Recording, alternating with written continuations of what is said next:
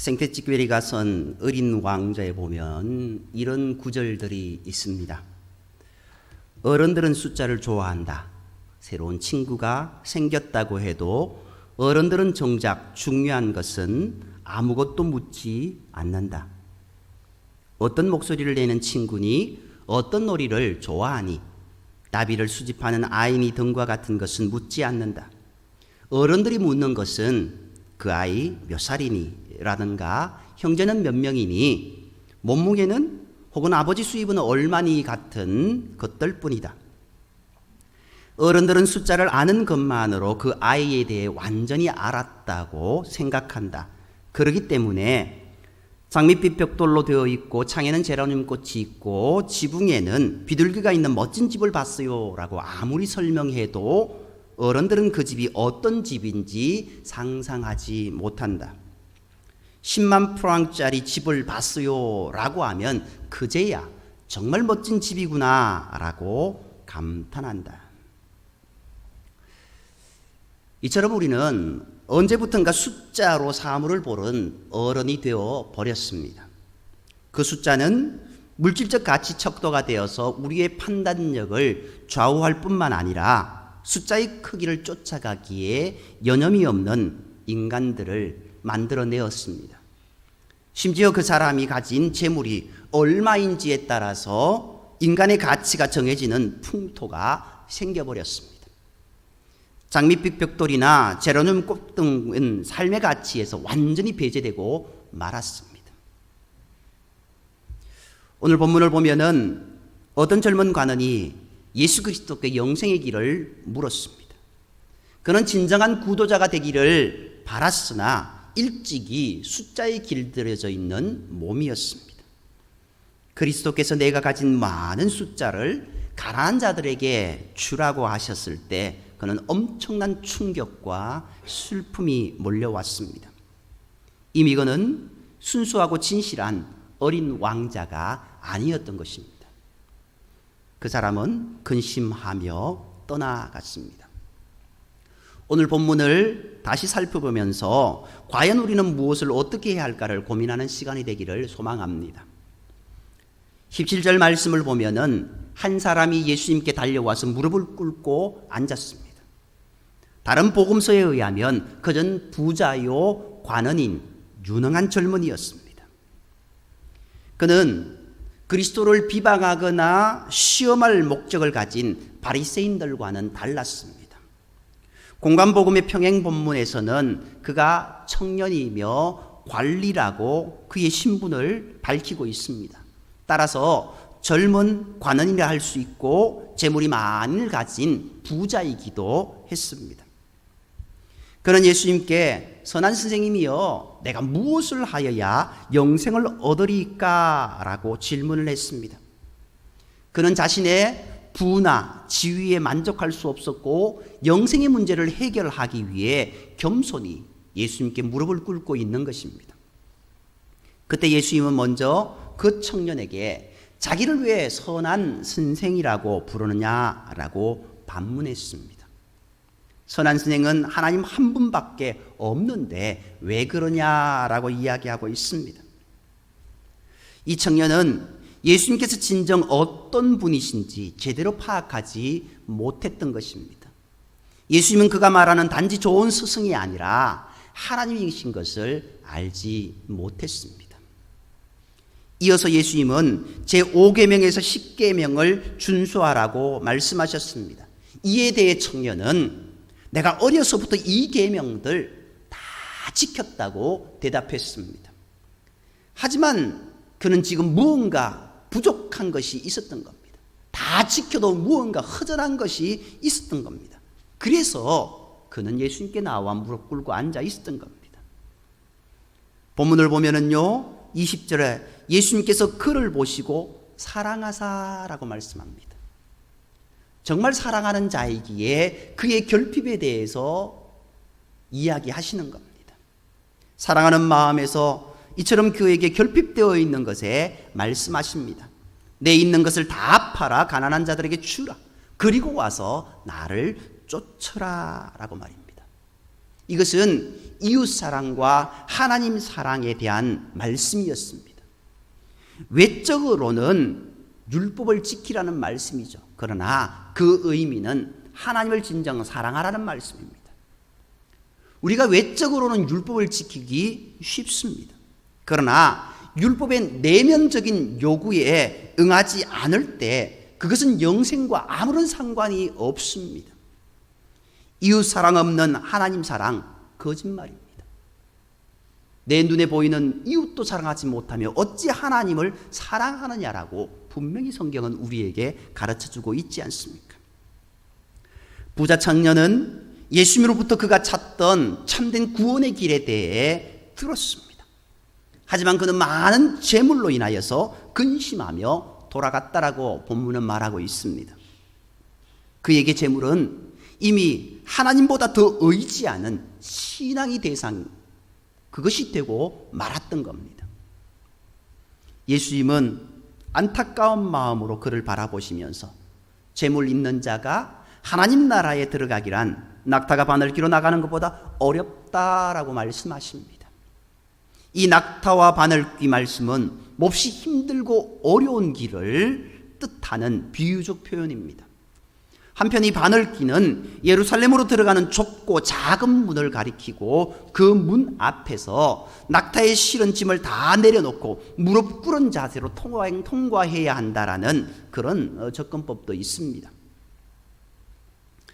아무튼 이 말씀을 들은 제자들은요, 그렇다면 과연 도대체 누가 구원을 받을 수 있는가, 누가 구원을 얻을 수 있는가에 대한 충격에 빠지게 되었습니다.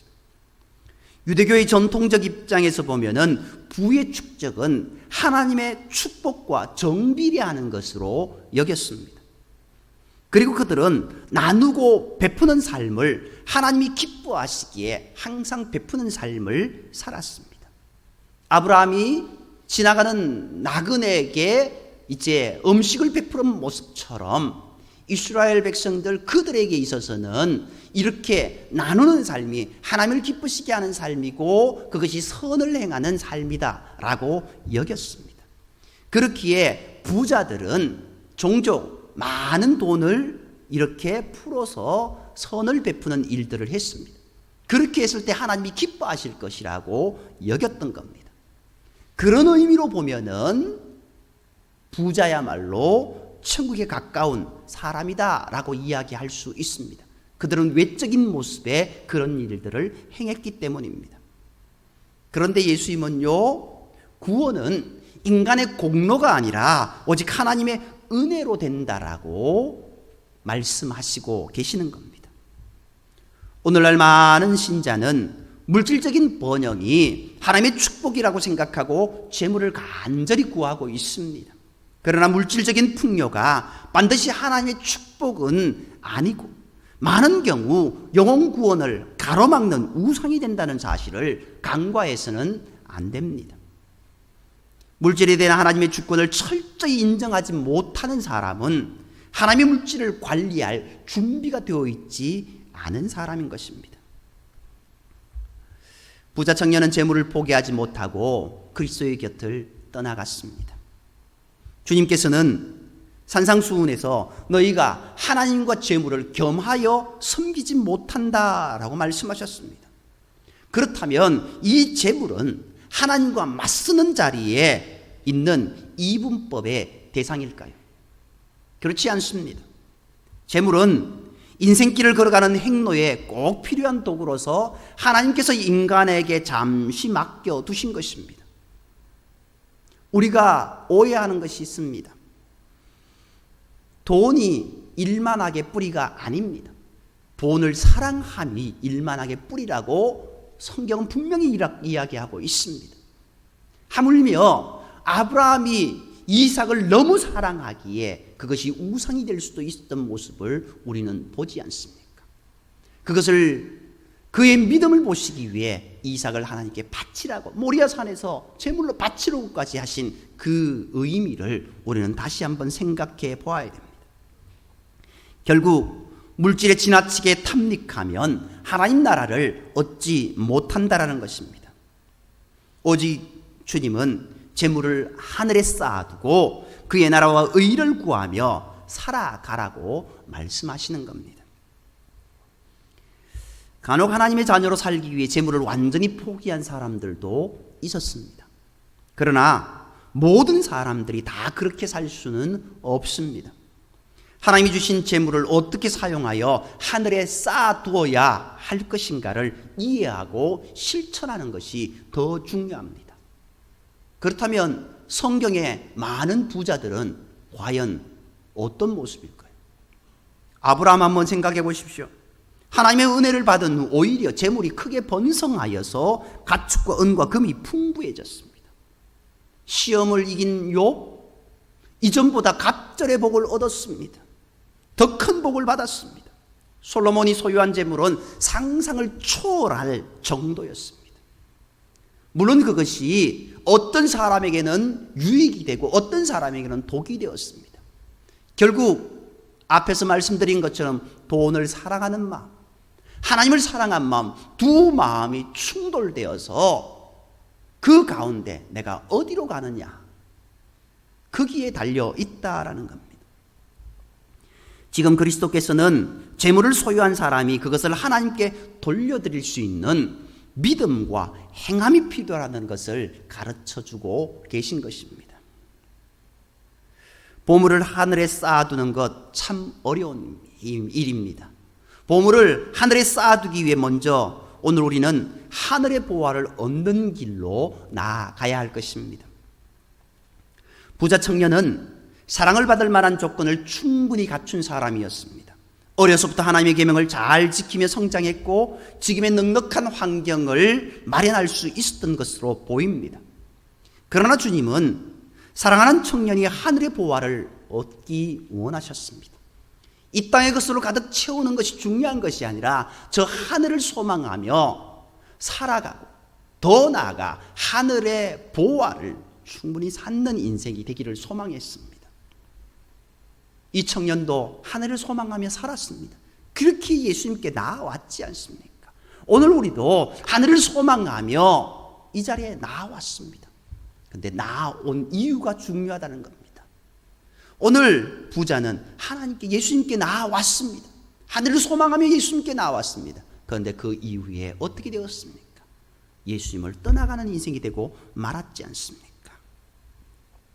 부자 청년에게 내게 있는 것을 다 팔아 가난한 자들에게 주라고 하셨습니다. 그 길이 진정 주님을 따라 영생하는 길이기 때문이었습니다. 그 청년에게는 그것이 영생의 길이었습니다. 13세기에 살았던 아시시의 성자 프란시스는 부유한 상인의 집에서 태어났습니다. 군인으로 참전하여서 포로가 되었지만 돈으로 문제를 해결할 정도로 어려움이 없었던 사람입니다. 그러나 그는 로마 순례길에 거린의 참상을 보고 평생 가난한 자들의 곁에 있겠다고 결심했습니다. 마태복음 10장 9절 10절 말씀처럼 너희 전대에 금이나 은이나 동을 가지지 말고 여행을 위하여 배낭이나 두볼옷이나 신이나 지팡이를 가지지 말라. 이는 일꾼이 자기의 먹을 것 받는 것이 마땅함이라라는 말씀에 따라서 낡은 옷 한 벌 외에는 모든 것을 다 버렸습니다. 작은 형제회를 이루고 가난을 본질적 행로로 삼아서 하늘의 보화를 쌓았습니다. 우리가 다 프란시스처럼 살 수 있는 사람 아닙니다. 그런 사람 많지 않습니다. 그러나 그리스도인이라고 한다면 주님의 말씀을 따라 영생을 위한 인생 태도로의 전환이 꼭 필요하다는 겁니다. 프란시스는 그 인생의 전환점을 로마의 순례길에서 발견했습니다. 오늘 우리가 어떤 삶을 살아가면서 어떤 문제를 만나고 어떤 일을 만납니다. 아니 만나지 않을 수도 있습니다. 그러나 우리의 삶의 인생 전환점이 필요하다는 겁니다. 물질 중심의 인생관을 벗어버리고 이제므로 하나님과 이웃을 위해 서는 것이라는 신앙 태도를 확립해야 됩니다. 이 변화가 없다면 일평생 형식적인 신앙에서 벗어나지 못하는 것입니다. 오늘 본문에 나오는 낙타와 바늘기는 지극히 어려운 일을 가리키는 비유적 표현입니다. 하나님 나라에 들어가기가 이토록 어렵다라고 말씀하고 있습니다. 그러나 이 어려운 일, 아무리 어려운 일도 하나님은 다 하신다라고 말씀하십니다. 하나님 나라에 들어가기가 너무 어렵다라고 해서, 부자가 너무 어렵다고 해서 이 구절을 부자들이 가장 싫어하는 구절이라고 정평이 나 있기도 합니다. 주님의 제자들도 부자는 아니지만 이 말씀을 듣고 충격을 받아서 구원의 어려움을 토로하기도 했습니다. 그러나 아무리 어려운 일이라도 하나님은 다 하실 수 있습니다.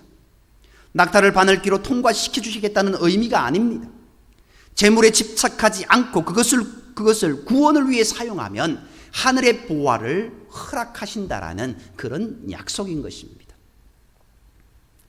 베드로가 나서서 우리가 모든 것을 버리고 주님을 따랐으니 구원을 확실히 얻었음을 보장하려 했습니다. 그리스도께서는 복음을 위하여 모든 것을 버린 사람, 비록 박해가 따라올지라도 영생을 확실히 받는다고 말씀하셨습니다. 하지만 조심해야 할 것이 있습니다. 그것은 신앙의 우월감에 사로잡혀서는 안 된다라는 점입니다. 그리고 우리에게 주님은 말씀하십니다. 주님의 충성된 종으로 온전히 살아가라고. 주인이신 하나님은 그의 소유를 종들에게 맡겨 관리하게 하셨습니다. 그리스도가 다시 오실 때 충성스럽고 지혜 있는 종의 태도를 말씀하신 내용이 마가복음 13장 34절에 실려 있습니다. 그리고 마태복음 24장에는 더 구체적으로 기록하고 있습니다. 이를 통해서 우리는 종으로서 하나님의 것을 맡아 관리하고 있다는 사실을 인식해야 합니다. 영성신학자 리처드 포스트의 말입니다. 하나님의 소유권을 깨달음으로써 우리는 소유욕과 욕망의 영으로부터 자유를 얻을 수 있다라고 말했습니다. 우리가 지금 가지고 있는 재물은 하나님의 소유를 잠시 보관하고 있음에 지나지 않습니다. 이것을 깨달은 사람들은 주인의 뜻을 알아 때를 따라 양식을 나눠줄 수 있었고, 맡은 것을 열심히 활용하여 주인이 돌아왔을 때 많은 것을 남겨드릴 수 있었습니다. 충성스럽고 지혜로운 종은 재물을 섬기거나 욕심을 부리지 않았습니다. 주인을 위하여 사용할 때 오히려 자신에게 더 큰 기쁨이 되었던 겁니다. 하나님의 나라를 위하여 기쁘게 쓰는 이 재물이 아까울 리 없었습니다. 이런 믿음을 지닌 사람은 값비싼 옥합도 스스럼지 않고 깨뜨려 주님의 발에 붙는 것입니다. 재물을 섬기는 사람이 되어버리면 인간의 가치마저 그것에 매여버린 채 하나님 나라와는 멀어지는 삶을 살게 되는 것입니다. 예수 그리스도는 그런 불쌍한 삶을 돌이켜주시기 위해 단호한 교훈을 주고 계십니다. 검은 보화를 버린다면 내 삶이 어찌 될 것인가 하는 근심에 사로잡히겠지만 보화를 하늘에 쌓아두실 주인이 곧 전능하신 하나님이십니다. 그리고 우리에게 영생의 길을 허락해 주신다라고 말씀하십니다. 여러분은 어떻게 하시렵니까? 한 가지도 나무랄 데 없어 보였던 청년, 재물이 많은 탓에 충격을 받고 주님 곁을 떠나가 버렸습니다. 부자는 진정 하나님의 나라에 들어가기가 어려운 것일까요? 세상에서 가장 어렵다는 비유인 낙타의 바늘귀 통과처럼 불가능한 일일까요? 그렇지 않습니다. 불의한 재물로 친구를 사귄 청지기가 있었습니다. 그는 비록 옳지 않은 일을 했으나 지혜를 사용하여 앞날을 대비했습니다. 우리도 지금 하나님께서 맡겨주신 재물이 있습니다. 내 것이 아니지만 이를 지혜롭게 사용하여 하나님의 나라를 얻는 일에 대비해야 하겠습니다. 그 사용 방법은 이미 주님이 말씀하셨습니다. 먼저 그의 나라와 그의 의를 위하여 사용하라고 말씀하셨습니다. 복음을 위하여 그것을 사용하라는 것입니다. 내 이웃을 내 몸과 같이 사랑하라고 하셨습니다. 가난한 자를 도우며 섬기며 나누어 주는 인생이 되어야 한다고 하셨습니다. 그리고 지극히 작은 것에 충성하는 사람이 되어야 한다고 했습니다. 이것이 하나님의 재물로 하나님의 나라를 얻을 수 있는 지혜로운 방법입니다. 마지막으로 한 가지의 말씀을 드리고 말씀을 마치려고 합니다.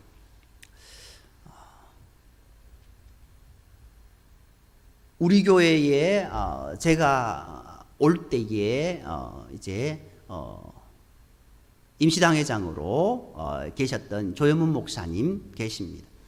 조현문 목사님과 이제 오래도록 이렇게 관계를 해오다 보면은 그 목사님의 말씀을 많이 듣게 되어 있습니다. 그러면서 그 목사님이 하시는 말씀에 수긍을 하고 우리 교회도 그랬으면 좋겠다라는 생각들을 많이 갖게 됩니다. 목사님이 하시는 말씀이 우리 교회 교인들에게 꼭 그렇게 이야기하신다라는 겁니다. 부자 되세요. 부자 되세요. 무슨 말이냐면요, 하나님의 복을 듬뿍 받아서 많은 부자가 되시라고, 그리고 그것을 넘치게 나누어 주는 그런 성도들이 되세요 라고 그렇게 말씀을 하신다라는 겁니다. 그것이 하나님의 사랑을 나누는 사람이고, 내가 꼭 부자가 되어서 중요한 것이 아니라 나누는 삶이 더 중요하다는 것을 항상 이야기합니다. 샘물과 같은 은혜, 항상 퐁퐁 솟아나오는 그런 은혜가 있기를 소망한다라고, 하나님의 은혜가 넘쳐서 퍼주는 인생이 되어라는 그런 말씀을 하시는 것을 들었습니다. 오늘 우리가 그런 모습이 되어야 되지 않겠습니까?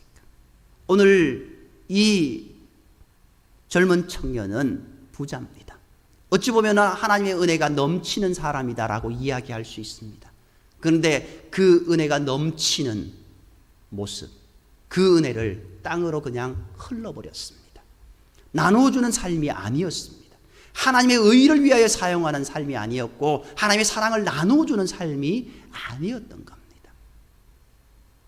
비록 그에게 네 가진 것을 다 팔아서 가난한 자들에게 주라고 말씀을 하셨지만, 주님의 본뜻은 그것을 넘어선 모습이었습니다. 원하옵기는 모든 성도님들 하나님이 주시는 복의 복을 다 받아 누리기를 원합니다. 물질이든 지위이든 아니면은 학식이든 지혜이든 하나님께서 부어주시는 은혜가 가득 넘치기를 원합니다. 그리고 그것을 나누어 주는 인생이기를 간절히 소망합니다. 그렇다면 나는 돈 없고 아무것도 가진 것이 없는데 그럼 나는 뭐냐라고 이야기하시렵니까? 가난한 과부를 한번 생각해 보십시오. 과부의 두렙돈, 그가 있어서 그것을 헌금을 했습니까? 그는 하나님을 온전히 신뢰하는 마음으로 그렇게 행했습니다. 향유와 값을 깨뜨린 마르다라고 이야기하고 있죠. 마리아라고도 이야기하기도 합니다만, 마리아라고 이야기합니다만, 그가 물론 자기의 나중을 위해서 그것을 준비했지만 그가 많은 것을 가졌기에 그것을 깨뜨렸습니까? 아니지 않습니까? 하나님을 사랑하는 마음으로 그것을 깨뜨렸고, 하나님을 믿는 믿음으로 그것을 드렸고, 오늘 우리의 마음이 그 모습이 있어야 되지 않을까요? 오늘 이 젊은 청년에게 주님은 말씀하십니다. 네가 하나님을 사랑하느냐라고. 이웃을 사랑하는 마음을 넘어서 하나님을 사랑하는 마음이 있어야 되는데 네 속에 그것이 없다라고 말씀하고 있는 겁니다. 우리가요, 교회 속에서 많은 일들이 있어서, 아니면 외부의 일들이 있어서 이런 나눔을 했으면 좋겠습니다 라는 말씀을 드린 적이 있었습니다. 그래도 많은 성도님들이 그 나눔에 동참하고 사랑을 나누는 모습을 보았습니다. 우리 교회가 그것이 넘쳐나는 교회가 되기를 소망합니다. 여러분들의 마음에 넉넉한 마음이 있기를 소망합니다. 그것이 하나님이 사랑하는 마음인 줄 믿습니다. 오늘 과연 우리가 어떻게 해야 될까? 그 마음 가득 담고 하나님을 사랑하고 이웃을 사랑하고 그리고 하나님 나라를 소망하는 저와 여러분이 되기를 간절히 소망합니다. 기도드리겠습니다. 사랑관의 하나님, 오늘 젊은 관원이 주님께 나와 어떻게 해야 영생을 얻을 수 있냐라고 물었을 때 주님은 그에게 네 모든 것을 다 팔아 가난한 자들에게 나누어 주라고 했지만 그 젊은 관원은 재물이 많은 고로 근심하여 주님 곁을 떠나가 버렸습니다. 주님은 그에게 네가 사랑하는 것 내려놓고 이제 하나님 사랑하라고 말씀하였지만 그 청년은 그것을 깨닫지 못했습니다. 주님, 오늘 우리가 우리의 삶에서, 우리의 현장에서, 우리의 가정에서, 우리의 사업장에서, 일터에서 내가 하나님보다 사랑하는 것이 무엇이 있습니까? 하나님보다 기뻐하는 것이 무엇이 있습니까? 이제 그것을 내려놓고 하나님을 온전히 사랑하며 하나님을 향한 믿음 가운데 온전히 나아갈 수 있는 우리의 모습이 되게 인도하여 주옵소서. 그래요, 저 하늘을 소망하며 하늘의 보화를 쌓아두고 하나님을 향한 온전한 믿음 가운데 나아갈 수 있는 우리의 모습이 되게 인도하여 주옵소서. 모든 말씀을 사랑하시는 예수님의 이름으로 감사하며 기도드립니다. 아멘. 우리 말씀을 기억하면서요, 찬송가